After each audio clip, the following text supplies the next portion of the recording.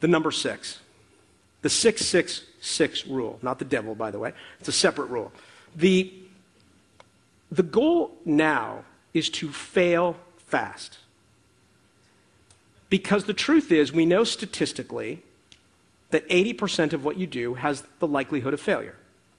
So the art form is not to be ashamed of failure, it's to be proud of failure, and to be proud that you have figured out how to get out and not hold on to your pride too long when market conditions are telling you otherwise. Failing fast is really important, and you're going to get a lot more points from investors and your peers by knowing when to step out or change directions without being too headstrong and stubborn.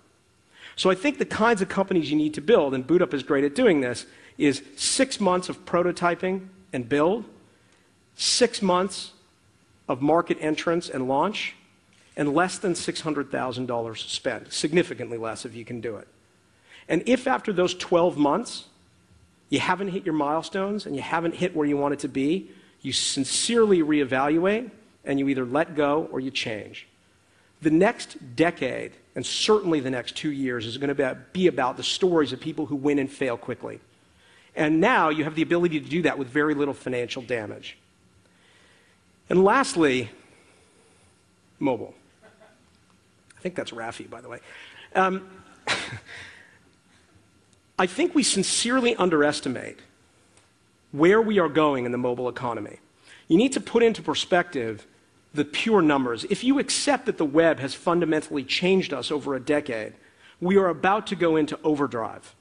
Today, depending on who you ask in the numbers, we have between 3 and 600 million PCs on the face of the planet. Today, there are over 3 billion mobile devices. Typically, the revolution wasn't able to start because of the carriers. The magic of the iPhone and Android was they have now managed to remove the carriers as significant.